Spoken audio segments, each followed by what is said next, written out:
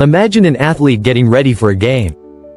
They've put on their gear, done their warm-ups, and now it's time for one final routine, stretching. Typically, athletes stretch before physical activity to avoid injuries like muscle strains and tears.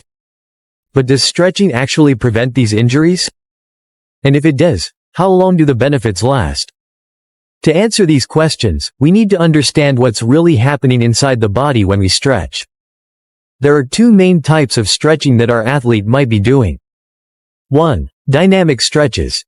Controlled movements that engage multiple muscle groups throughout the motion. 2. Static stretches.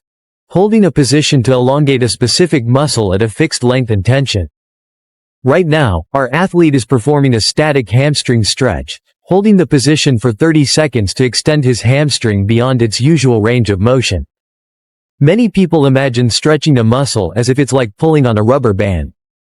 But our muscles are far more complex.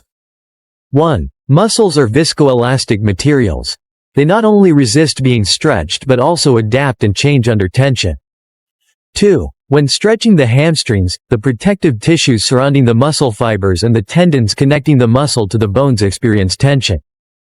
2. These tissues contain elastic proteins like collagen and elastin, which allow them to stretch slightly over time. 1. Temporary effects. After a 30-second stretch, the muscle's resistance to elongation decreases, allowing the athlete to stretch further. 1. However, this effect only lasts for about 10 minutes unless the muscles are kept active during a match. 2. Long-term improvements.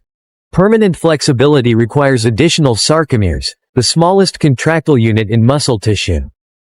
2. Sarcomeres increase only when you stretch consistently. Current research. Improving flexibility requires at least 10 minutes of stretching daily for 2 months. 1. Risks of overstretching. Highly flexible individuals may risk injury by moving joints beyond their safe range of motion. 2. Stretching isn't necessary for all sports. For example, long-distance running involves minimal joint motion, so stretching won't prevent its common injuries. Conclusion. Different sports and lifestyles require specific mobility needs. No single stretching regimen fits every situation. Stretching isn't just a routine, it's a strategy for protecting your body, improving health, and enhancing performance. But to get the best results, you need to stretch properly, at the right time, and for your specific needs. Stretching isn't just about elongating muscles. It's a complex process involving various tissues and biological mechanisms. 1. Collagen and elastin. These are the two main proteins in muscle tissues responsible for flexibility. 1. Collagen provides strength, while elastin allows for stretchability. 1. When you stretch, elastin elongates, while collagen provides support to prevent tears. 2. Role of the nervous system. The nervous system regulates how much a muscle can stretch. 2. When you elongate a muscle, nerve endings detect tension and send signals to the brain, triggering the reflex to contract the muscle as a protective measure. 2. However, consistent stretching trains the nervous system to allow greater muscle elongation without overreacting. Light bulb fun fact. The slight pain you feel during a stretch is your nervous system signaling caution, not actual muscle damage. Not all muscle groups respond to stretching in the same way. 1. Large muscles, e.g., thighs and back. These require longer stretches to achieve optimal results due to their size and durability. 2. Smaller muscles, e.g., arms and wrists. Smaller muscles are easier to stretch but are also more prone to overextension. 3. The Achilles tendon. This is one of the thickest and strongest tendons in the body, requiring careful and gradual stretching, especially for runners. Light bulb tip. For larger muscle groups, combining static and dynamic stretches is the most effective approach. Stretching not only affects muscles but also interacts with your endocrine system. 1. Endorphins. Stretching boosts the production of endorphins, the body's natural painkillers, promoting relaxation and stress relief. 2. Cortisol.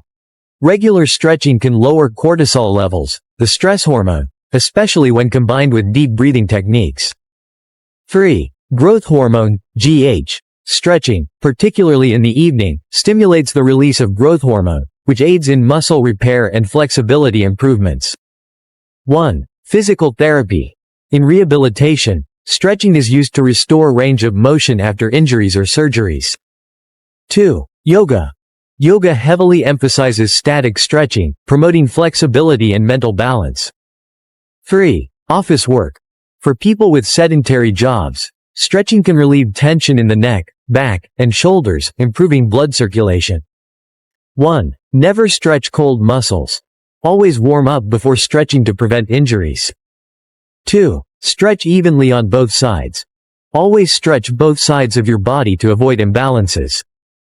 3. Listen to your body. Stop immediately if you feel excessive pain. Fire, you've just uncovered some fascinating facts about stretching and health. Right finger if you found this video helpful. Don't forget to checkmark hit like to support quality content. Checkmark subscribe to BrightBoundX so you never miss out on exciting knowledge. Checkmark share this video with your friends and family, because health is something everyone should care about. Speech balloon, drop a comment below. What did you learn from this video? Glowing star, BrightBoundX, connecting knowledge, sparking minds. Glowing star sparkles. See you in the next video.